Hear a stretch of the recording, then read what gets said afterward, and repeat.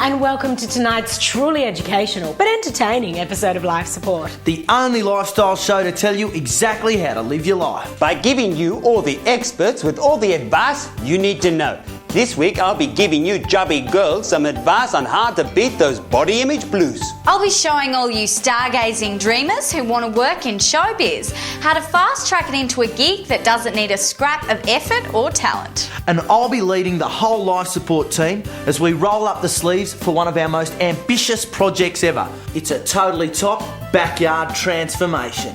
Girls, I'm going to introduce you to a fabulous girly game that can satisfy your man's every whim and is guaranteed to get him going every time. Well, it certainly sounds like we're packed full tonight. Oh yeah, it's chockers. So are we delaying the get-go for any good reason? No, so let's get started.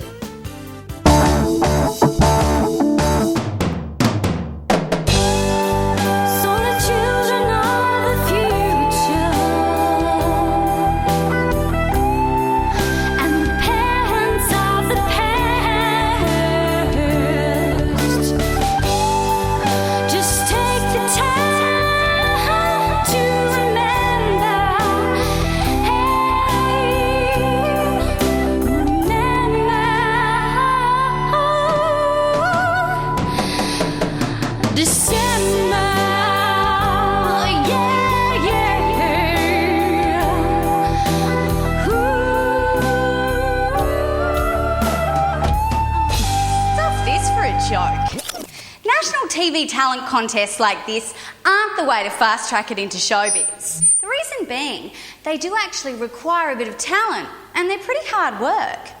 But if you want to work in showbiz without actually having to work at it, there is one gig you can get that doesn't require a scrap of effort or talent. So I looked at the guy dead in the eye and I said, "Mate, never on a Tuesday."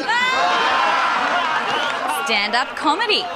You can get as much as $80 cash in the hand for just 20 minutes of crapping on. And I'm going to show you how. Now, you might think that getting up and telling jokes is tough, but that's only because you think you have to make up the jokes yourself. Not at all. Just do what most stand-ups do. Head down to your local CD store and plunder the comedy section. Bill Hicks, Lenny Bruce, Anthony Morgan, even Woody Allen. People have been ripping off their material for years. When writers do it, they call it putting it in a new context. Sure, other stand-ups will know, but your very average comedy club audience wouldn't have a clue. Well, there you go. That's my routine all done. Sure, it took a little time, but I'll never have to write it or update it ever again. But look, if you've got an ethical problem with just ripping stuff off, then just make a lot of jokes about drugs or the banks. All pretty safe stuff. But to make it look like you're actually angry about it, then just yell a lot like you can't contain your rage. Sounds pretty lame, but you'd be amazed how many people get away with it. And remember, if you're from any sort of minority group, then just make a lot of jokes about yourself. Audiences love hearing Jewish jokes from a Jew because they can laugh about it without thinking they're racist. And a gay man doing fag shtick is a top way for an audience to enjoy reinforcing a stereotype. Now, remember, it doesn't matter if most of your jokes die in the arse and nobody laughs. That's pretty much the norm at most stand-up gigs. Just keep everything low concept and you'll be laughing even if the audience isn't. Now please welcome to the stage my very funny friend, Penny! Oh yeah, g'day. It's on them, because it's restricted. My name's Penny and you've been a great audience. And that's all there is to it. Do this a couple of times and guaranteed you'll be picked up by some 2-bit panel program or breakfast radio show where you'll rake in the big bucks just for reading out newspaper or women's magazines. Now that's showbiz. See ya.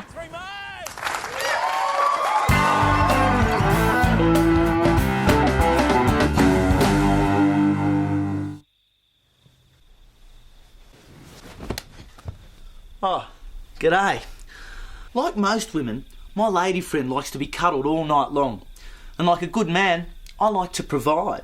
The only problem is the spooning position makes no accommodation for your arm being laid on. It just lies there being crushed and starved of blood every night. And after a night of cuddling, you can kiss the use of your arm goodbye. Well, Todd's going to show you a way that you can spoon your lady friend for as long as she wants and still be able to use both arms in the morning. This is a typical foam mattress. If you use a spring mattress, ditch it and get one of these. They're much easier to cut. Now, figure out your normal sleeping position. Then simply trace around the arm like this. Now all you need is a sharp blade and cut away. Perfect. Now let's test it out.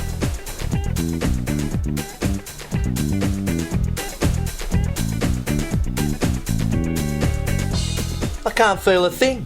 So now you can spoon your lady friend all night long and then be able to get up and build her a house.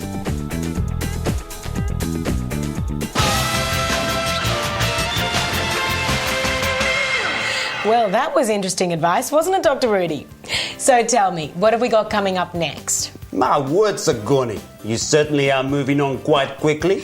Are we pressed for time at the minute? No, I just don't think we should be taking up valuable problem-solving time with idle pleasantries. Well, this certainly is a change, my dear.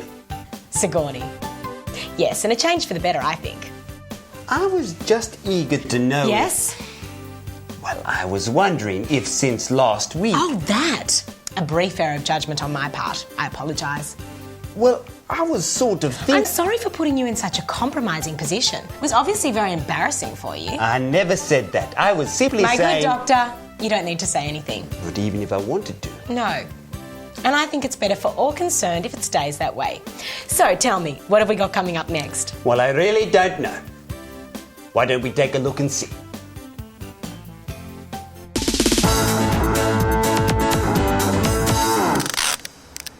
In this modern age, it's impossible to get ahead in business without publicity. In my case, thanks to those bastard Babysitters Club books, my babysitting business is constantly inundated with competition, and these ordinary posters just don't cut it. I need to come up with some kind of publicity that'll set myself apart. Fortunately, the grand old lady of shock pop, Madonna, has given me an idea. If you want to catch the public eye, nothing beats lady on lady love. Yes, I'm talking about girls tongue kissing. The folks can't get enough of it. It worked for Madonna, Ally McBeal, Virginia Woolf, and every second television show. So I know it can work for me. All you have to do is find yourself a willing volunteer. I've asked Rebecca here to help me out. She's got her own reasons for going along with it. Yeah, that's right, Penny. You see, as a soap starlet, I know it's my job to do anything for publicity. So, once you've found yourself a willing publicity whore, all you have to do is employ a photographer and get jiggy with it.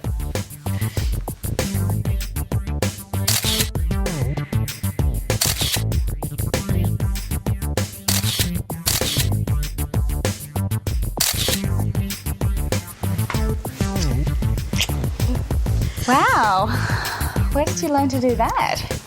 On my last series, the one about the beach. Oh, okay. So, anyway, once you've got your photo, you have the basis for your publicity campaign.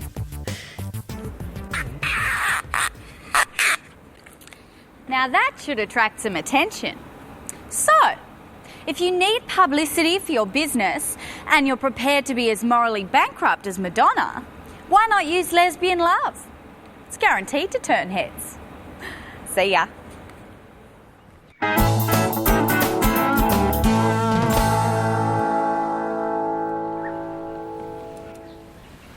Yeah, g'day. It's an all too familiar and tragic scene in Australian backyards. And even though it's law to have a fence around your pool, statistically a kiddie still drowns in an Australian pool every day. Gates can get left open, fences can get climbed, and supervising uncles can fall asleep. But if you take a tip from Todd, then you can avoid further family fatalities at your place. If you've got a grass area like this one, either around your pool or even around your pool fence, What you can do to deter the little ones getting in is to create a protective grassy moat. And the way to do that is with bindi eyes, or as Jamie Drury would say, Saliva pterosperma, the common Australian bindi eye. We're all familiar with the distinctive pinch from a cluster of these guys when walking barefoot over a public park or oval. That's nasty. Now, once these little buggers get into an area, they take over in no time, and they're virtually maintenance free. So pick some up from your local oval and simply transplant them to your lawn. Now, let's see if it works.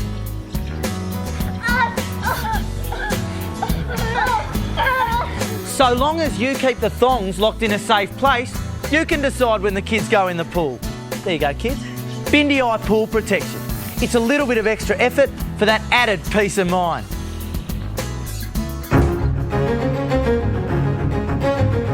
How's it, ladies? Your body image is an important part of your self-esteem. And unfortunately, not everyone has the body of Elle Macpherson. Or even Mimi. Women like Sula here have to go through life in the knowledge they will never reach that perfect level of attractiveness and desirability. But even people with slightly disgusting physiques need to be assured they are attractive. And against all the odds, it turns out to be possible. The key is to have a prompt. I've just pasted this photo of Sula onto some nameless fatty I've cut from a weight loss magazine. Now, whenever she has guests, they'll inquire about who that is, because people are drawn to the abnormal. Obviously, they won't say, "Who is this grotesquely fat woman?" They'll say something like, "Is this your sister?" And that's when Sula explains this was actually her before she lost all her weight. Immediately, they'll start congratulating her on her marvellous achievement and telling her how fantastic she looks now. And there you have it. Good body image for the person who doesn't have a good body. So don't go without flattery and compliments just because you don't deserve them. Bye now.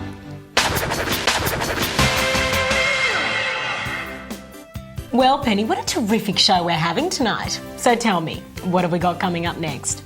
Well, I was just wondering why you're being a bit cold towards Dr. Rudy at the minute. Isn't everything going your way? Penny, I'm not sure I know what you're talking about. Well, are you giving him the cold shoulder because you want him to take up the chase, or have you just lost interest? Penny, I don't think anyone's really interested in all this. And I thought you didn't know what I was talking about.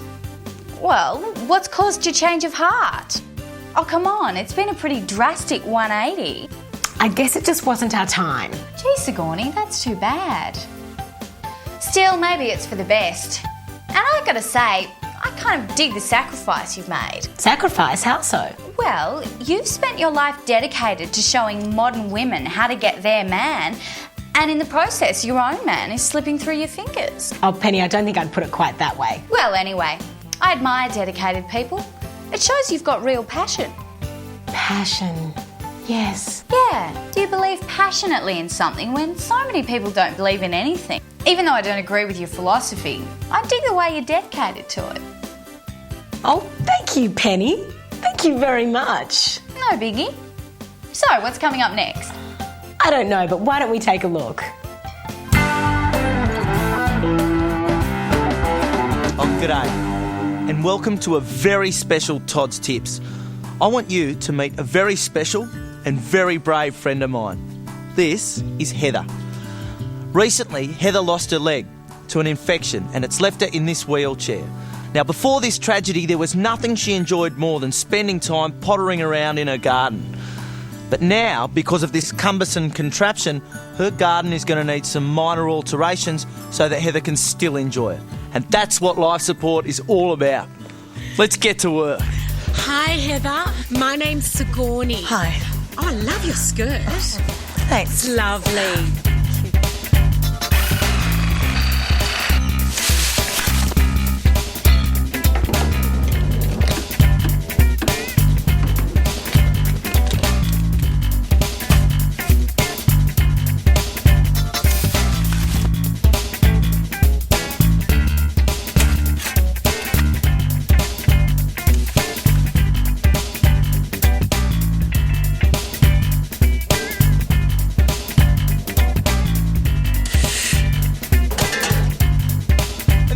Heather, a beautiful, tranquil, and traditional Japanese pebble garden. Thanks, Todd. Thanks, life support.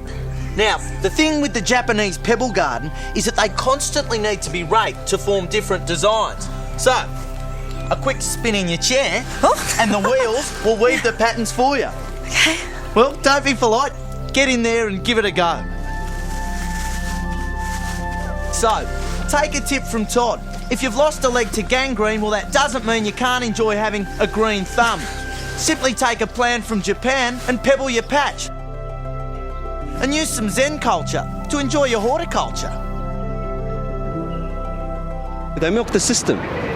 They love being the centre of attention. Look at me, I'm disabled. You know? They get a disabled pension. They get, parking right out the front of the shopping centre. Why can't we park right out the front? Why do they have to get the parking right out the front? Here in Australia, with the government, they've got pension, they get all the privileges, they get more discounts than me, and I'm a student, you know what I mean? With that disabled pension, I mean, you could fucking use that to, anyone's fucking advantage, right? Do I go out and say, give me this because I can't support myself? It's bullshit.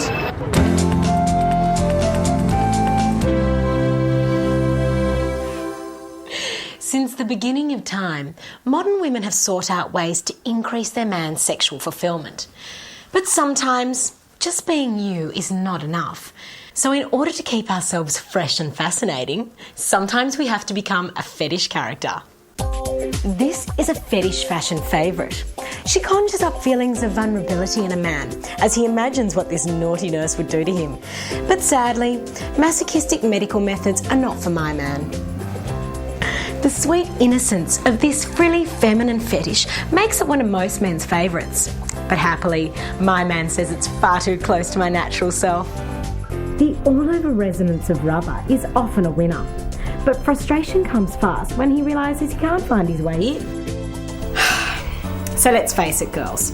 None of these regular fetish characters work all the time, every time.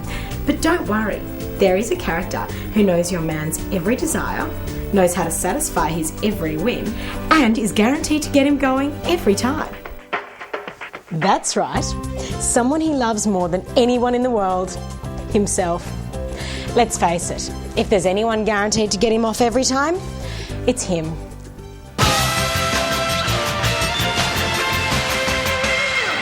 Well, Penny, can I ask you a question? Are we talking more about our personal lives this year? Oh, I don't know. Well, if we are, I hadn't noticed. Yeah, we seem to be sharing a lot more with our audience. Oh, well, they're interested in what goes on. If they want to know, I say let them know. Yeah, right. So it's a bit of a shame that the Sigourney and Dr. Rudy thing didn't work out. Oh, don't be too crushed. I don't think we've seen the end of that. But you know, an office romance is a pretty hard thing to pull off. Yeah, so what? You don't believe in that sort of thing, mixing business with pleasure? Oh no, I didn't say that. But it's plagued with problems. You start something with a guy and it's tops for a bit, and then inevitably it hits the downward slide and you have to go to all the trouble of having him fired so you don't have to see him again. Oh, it's a lot of work. You're speaking from experience there, are you? I've done my fair share of business hours bonking. So you wouldn't do that sort of thing again? If the situation presented itself? Well, it depends. But I never rule anything out. Yeah, I hear you. Loud and clear. Todd. What? I think we should move on now. What, did you think I was... Because I wasn't... Yeah, whatever. Let's just take a look at the next segment. Yeah, well, that's what I want to do.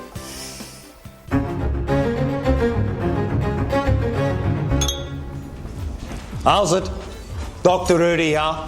You know it's hard in these politically correct times to know if you are being chivalrous or chauvinistic. For instance, when you take a woman out for dinner, how do you know if you should pay for a meal or if you are going Dutch?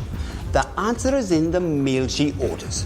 For example, if she skips the entree, then orders a salad for her main, then claims she's on a diet when the dessert menu arrives, well then you should pick up the bill. It would be rude not to. On the other hand, if she orders an entree, followed by something rich and heavy for her main, then a dessert after that, well then you should let her pay for herself because it's quite clear she has no intention of having sex with you at the end of the night. That's right. She won't want to get naked and physical with you on an extremely full stomach, so Dutch it is. The best thing about this is that the meal you pay for is always the cheaper meal. Just remember to keep on your toes. Some women will order everything on the menu, then just pick at it, leaving most of the meal on a plate. This means there probably will be sex at the end of the night, but it's expensive, so it's just best not to get involved with a woman like this. So men, there you have it. When should you pay? Let her decide. Bye now.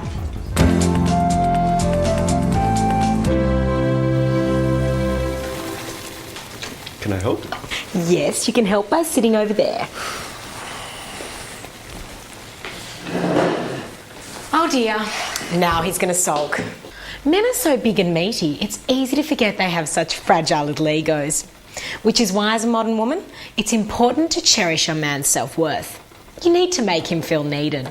So I'm going to show you a nifty little trick you can use at home that will make your man always feel indispensable. When you do your grocery shopping for the week, set aside all the jars. Then, take a chain grip and tighten all the lids.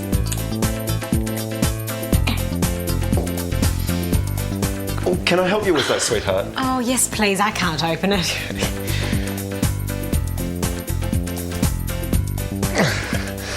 There you go. Where would you be without me, hey? I'd be lost. And that's all there is to it. So if you want your boyfriend to feel like the big man, you only have to give him something little to do. So get yourself a tightening tool, tighten every jar in the house, and watch his self-confidence flourish.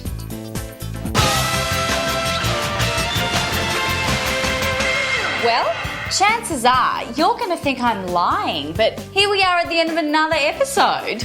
As good a reason as any to make bobotti. What? My word, Sigourney. Bobotti, a spicy South African stew topped with a baked savoury custard. And it smells all right. Yes, it certainly does. Just like my mother used to make, and I know it'll taste just as good. She looks after you, Dr. Rudy. Yeah, spoils you rotten. Excuse me, the bobotti's for everyone. There are no favourites here. Sure. Now make sure you join us next week when your 4 favourite lifestylists return. That's right, because we've got more advice that you won't find on any other lifestyle show. And you Australians be good to one another. And in the meantime, remember out there that all is not as it seems. Now, to take us out tonight, we've got something very special. That's right, it's a reprise performance from our very own Penny with a new hit single, Remember December. Good night, Australia. Our very own little singing buddy.